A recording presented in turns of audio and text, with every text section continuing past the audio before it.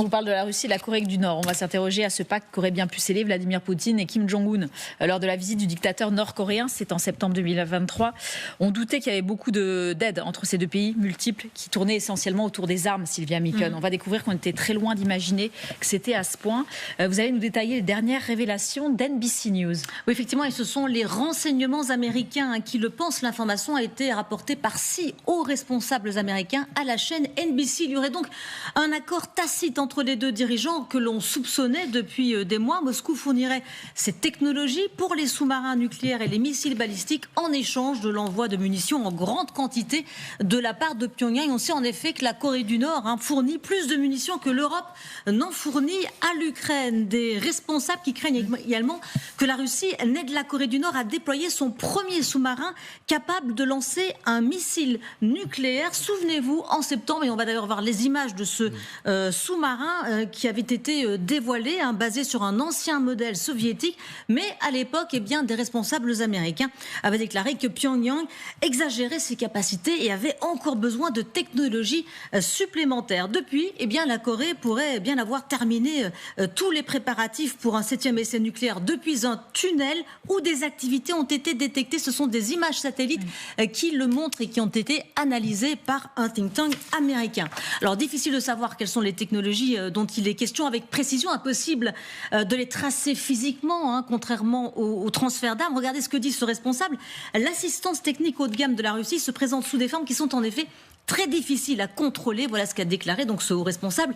La Corée du Nord souhaiterait en tout cas récupérer des pièces de missiles balistiques, des avions, des missiles, des véhicules blindés et d'autres technologies avancées. Un accord qui sera sans doute finalisé lors de la venue de Vladimir Poutine en Corée du Nord. Vous savez que c'est prévu dans les prochaines semaines. Effectivement, on n'a pas encore la date, mais la chose est prévue, elle est actée. Alors ce n'est pas tout, Sylvia, les États-Unis craignent aussi une surprise venant de Corée du Nord juste avant l'élection présidentielle. Oui, pour aider Trump à prendre le pouvoir, ils appellent cela une surprise d'octobre, et ce serait peut-être à la demande de Poutine, qui pourrait encourager Kim Jong à prendre des mesures provocatrices comme on n'en avait pas vu depuis 10 ans. Nous sommes convaincus que la Corée du Nord sera provocatrice cette année. C'est juste une question de savoir dans quelle mesure la situation s'aggravera. Alors, 2 guerres, vous le savez, ont eu lieu depuis l'entrée en fonction de Joe Biden, l'Ukraine et Israël contre le Hamas. Rappelez-vous ce qu'a dit Trump, qu'elle n'aurait pas eu lieu s'il avait été au pouvoir et qu'il mettrait fin à ces guerres s'il était élu. Joe Biden, lui, n'a pas réussi ces 3 dernières années à renouer le dialogue avec Pyongyang. En tout cas, reste à savoir ce que fera la Chine, parce que c'est pourquoi certains responsables américains relativisent la Chine, qui elle aussi aide la Russie dans sa guerre et qui est également à la manœuvre. La Chine qui, vous le savez, s'oppose à toute déstabilisation de la région. Merci beaucoup, Sylvia. Alors d'ailleurs, on a appris ce week-end, moi j'étais aussi surpris que Moscou était derrière la Chine lors des manœuvres autour de l'île de Taïwan. Notamment, Moscou aurait aidé Pékin en matière de logistique. Catherine Gentil, c'est assez intéressant quand même ces révélations, on va dire ça comme ça, parce qu'il y avait un deal, il y avait des images. On se disait oui, pourquoi pas, il y a quelque chose qui se trame entre les deux, et on sait que Kim Jong-un est un grand fan de tout ce qui vole, de tout ce qui est au-dessus de l'atmosphère, et notamment des satellites, et on parlait de ce risque de lui donner l'accès au nucléaire. Et au spatial. On sait que les Nord-Coréens ont fourni énormément d'obus aux Russes, avec une certaine réussite, si je puis dire, puisque très souvent, les militaires ukrainiens sur le front vous expliquent que pour eux, ils ont un obus, et en face d'eux, les Russes en ont entre 5 et parfois 10. Donc tout ça, c'est merci Pyongyang, en partie en tout cas, de la part des Russes. Et on imaginait bien de toute façon que c'était pas gratuit. Donc effectivement, l'aide dans le domaine spatial, et puis pourquoi pas l'aide dans le domaine nucléaire, sachant que ce week-end, en plus précisément, il y a le Japon, la Corée du Sud notamment, qui ont appelé à une dénucléarisation de la région. Et que Kim Jong-un, loin de s'en féliciter, a dit qu'il s'agissait d'une provocation. Une grave provocation politique. Exactement. Ouais. Donc vous imaginez bien dans quel état d'esprit il est. et que lui aussi fait sûrement partie de ceux qui votent Trump, puisque souvenez-vous que le président américain qui l'a rencontré à 2 reprises n'est pas Joe Biden, mais Donald Trump, qui avait même dit « Je suis tombé amoureux de Kim Jong-un ». Il faut se remettre quand même à l'esprit qu'on parle du président américain. Après l'avoir appelé Rocketman, après l'avoir, pas agonie d'injures, mais presque à la tribune de l'ONU. Donc évidemment, Kim Jong-un a plutôt intérêt à ce que ce soit Donald Trump qui revienne à la Maison-Blanche. Le candidat républicain qui s'enorgueillit en effet d'être capable d'arrêter toutes les guerres ou quasiment sur la planète. Donc il y a évidemment une cohérence dans ces révélations qui ne sont pas étonnantes, mais qui sont évidemment quand même très inquiétante. Gallagher, les responsables américains, ils avaient récemment déclaré qu'il y avait une activité donc accrue. Qu'est-ce qu'ils peuvent faire ? On se souvient que Joe Biden, quand par exemple on avait vu que la Corée livrait des munitions à la Russie, Joe Biden, tout le monde dit, les experts politiques aux États-Unis, c'est ça qui a permis qu'il lâche ces fameux attaques MS.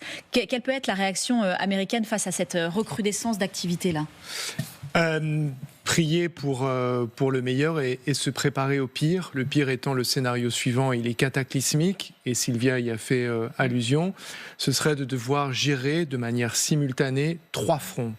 Un front proche et moyen-oriental, avec la possible implication de l'Iran dans le dossier israélo-palestinien. On a déjà eu les prémices de ce que ça pourrait donner. Et là aussi, il y a de l'aide nucléaire russe. Bien sûr, le front russo-ukrainien et un front sud-nord-coréen.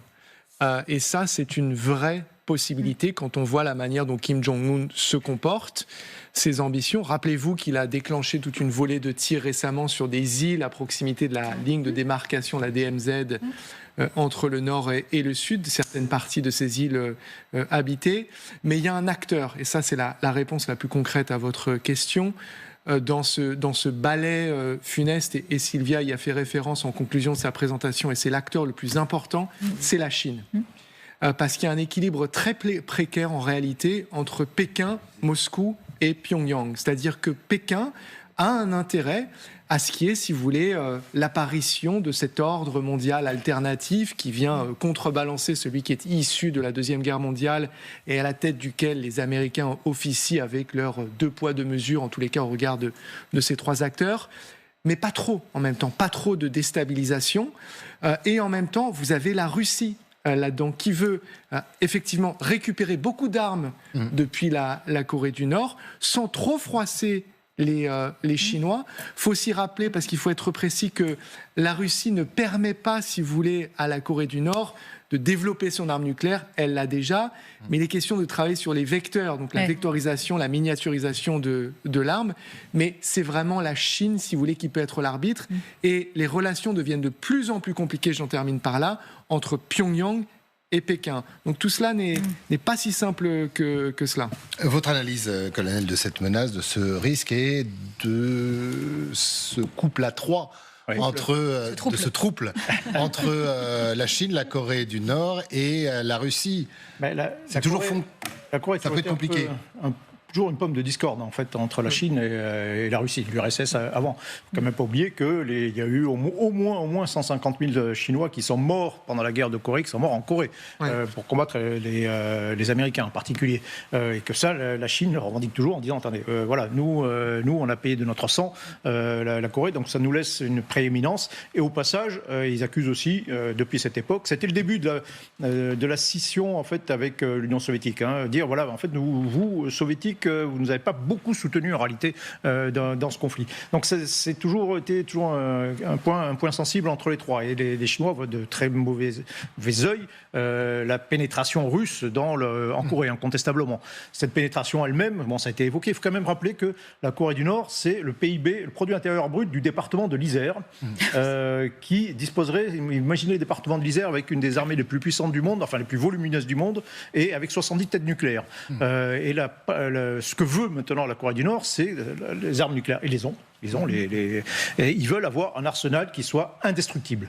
Déjà, premier élément, pour être indestructible, il faut à la fois des sous-marins, il faut avoir des silos à terre, il faut avoir une capacité aérienne de frappe, etc. De façon à ce que si les Américains décident un jour de frapper et d'essayer de détruire cet arsenal, ils ne puissent pas le faire simultanément. Et le deuxième élément que cherchent à obtenir, et ça c'est très sensible, c'est la capacité de frappe à longue distance. C'est-à-dire concrètement sur le territoire américain.